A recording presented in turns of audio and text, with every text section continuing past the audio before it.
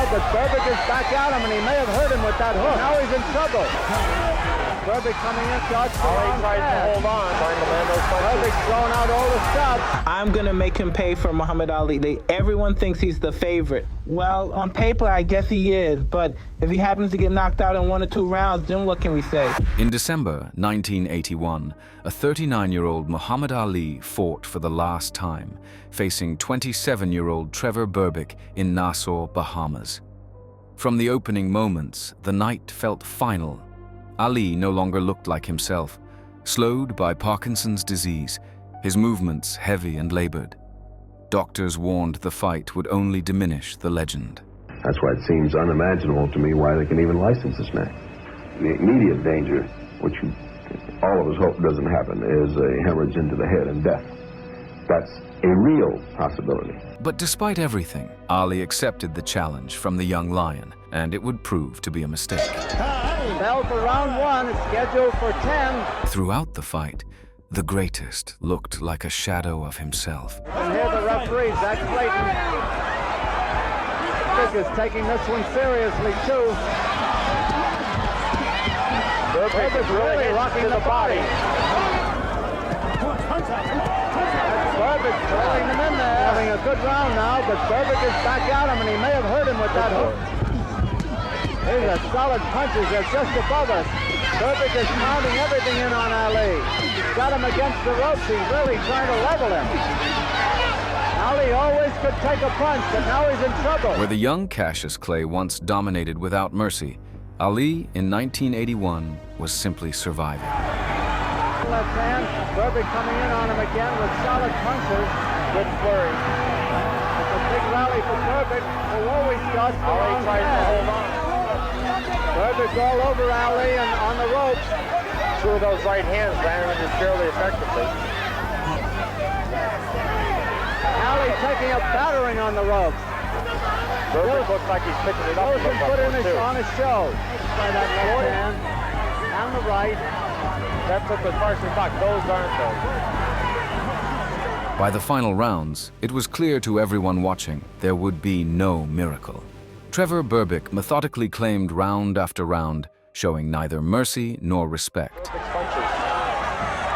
out and get up, punch out and get up, punch out and get up, come on. Berbick landing some good punches while Ali tries to hold on. Yeah, some good punches were landed. Punch out and get up, punch out and get up. Berbick is dancing. Berbick's on top of him. Angelo Dundee was yelling for gold. Good combination by Ali. Berbick holds him against the ropes again, over in Berbick's corner. It's been some fight, hasn't it, fellas? Very good. Oh, fantastic. Berbick swinging like a wild man again, just trying to land those punches. Berbick's throwing out all the stops. He's all over Ali on the ropes.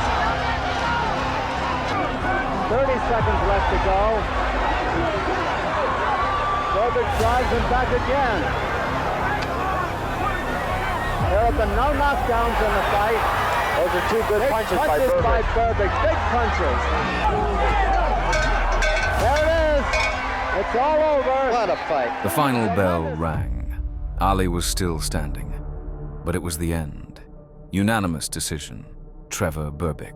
Unanimous decision for Trevor Berbick. Well, there you have it. Trevor Berbick is the unanimous decision. Judge Butler, 97-94. And that night, the boxing world finally understood. Even legends like Ali eventually leave the ring. But sometimes others return in their place. Mike Tyson. By the mid-1980s, a 20-year-old Mike Tyson was no longer just a contender. He was hunting championships. Under the guidance of Cus D'Amato, Tyson built a streak of 27 consecutive wins. His aggressive style and power made him unlike anything the sport had seen. Left hook, good night. But in November 1985, Tyson lost the man behind it all. Cus D'Amato passed away. More than a trainer, he was a father figure. He never lived to see Tyson become champion, But Tyson did not lose faith. You know, it really is difficult because I did miss him a lot. But because I always strived. He said you could be the champ, even at a young age. And I believed in him. I developed that kind of confidence in him. And we just made it, that was the destiny, no matter whatever happened. And he's discussed times that he wasn't feeling well and he doesn't think he's going to be around. But he said no matter what, the job must go on. Meanwhile, a new heavyweight champion emerged. In March 1986, Trevor Berbick shocked the boxing world by capturing the WBC title.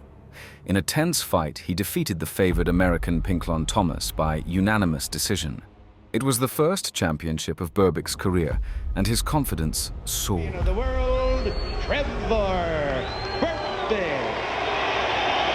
But the most important opponent was still ahead. When rumors spread that the new champion would defend his title against Iron Mike, the boxing world fell silent. Fans and experts questioned whether experience alone could stop the young challenger. Berbick seemed unconcerned. He's a good fighter, but now we meet me, I'm the champ, but don't bother me, you know. He's trying to get what I want, what I have, and that's enough for me to think about. This was more than a title fight for Tyson. It was a moment of truth. The last man to defeat Ali standing between him and his promise to cuss D'Amato. Berbick, you're faster than Berbick. Is there any way in your mind that you can see you losing this fight? No way. Perhaps if I chop off both of my arms. Sugar Ray Leonard, welcome to Las Vegas. We'll answer a couple of questions tonight. First of all, is all the talk about this young upstart, the most promising heavyweight, they say, to come along in decades, just that? And is the champion Trevor Berbick worthy of the title that he holds? And then, on a hot night, November 22nd, 1986, the fight known as Judgment Day finally arrived. Can push Tyson back, easier said than done, but if he can, then he can be in the hunt. Well, what is absolutely imperative for both fighters? The first round exploded from the opening bell. Tyson stormed forward, firing fast jabs and crushing hooks. Minutes later, Berbick was on the canvas. Tyson, and he's abandoning doing what he normally does best, and that is to use his whole body, to use those broad shoulders.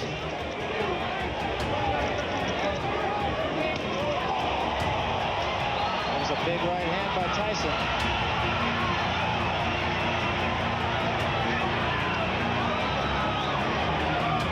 This crowd is right into this fight, right at the bell. I will not be surprised when these guys go down because they're throwing big shots and both fighters are a little cold, a little stiff here. Very tight. Right hand Tyson and a left behind him.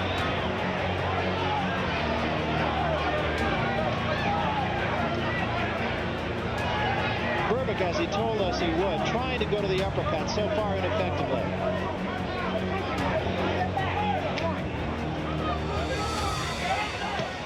Big right hand, Tyson.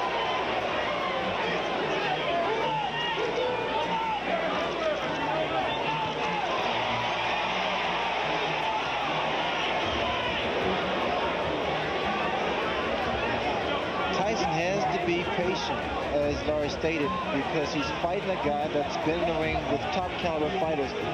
So he knows how to get a breathing, get that second wind going. Another big left hook by Tyson. I mentioned this earlier, but Tyson's punches even sound different than most heavyweights.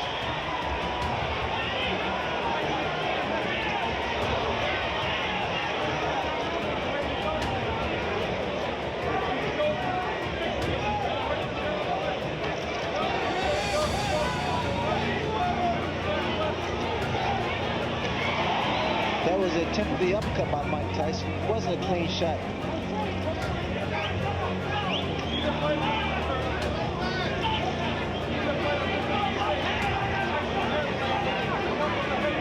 Trevor appears to be trying to keep Tyson backing up, making him fight his fight.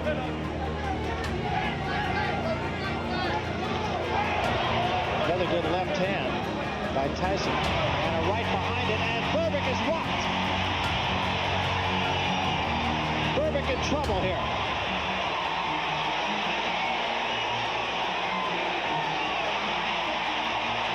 Berbick just trying to get through the round. He's hurt, no question.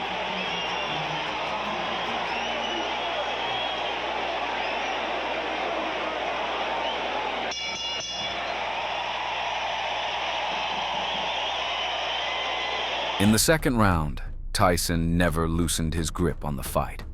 Just before the break, he trapped Berbick against the ropes and landed a perfectly timed left hook to the temple, dropping the champion to the canvas. Tyson, Berbick in a heap of trouble, down he goes!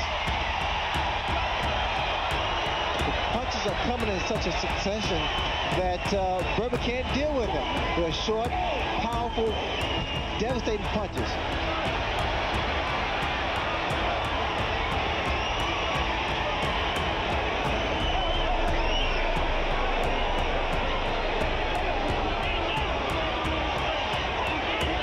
Is still hurt.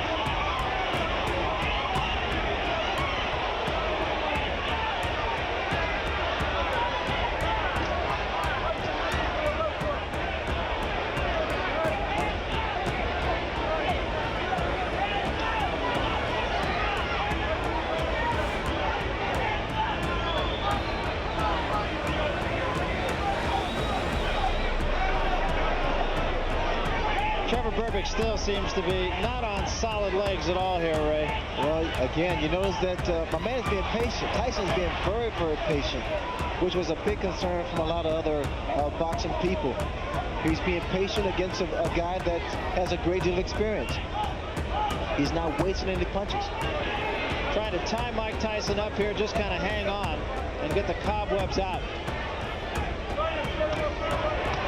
Oh, another big right hand, and Berbick is in trouble again. Tyson is perpetual motion, and the reason he's so dangerous, bro, because he continues to throw those punches. One thing I've noticed in Tyson, he actually turns southpaw because he can knock you out with either hand.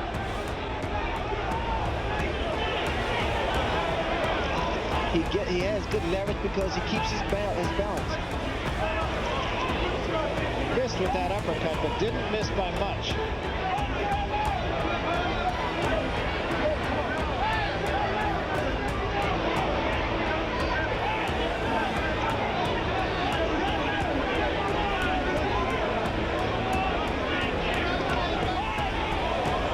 Right to the body and an uppercut to the head, and Berbick tried to rise, but the damage was too severe.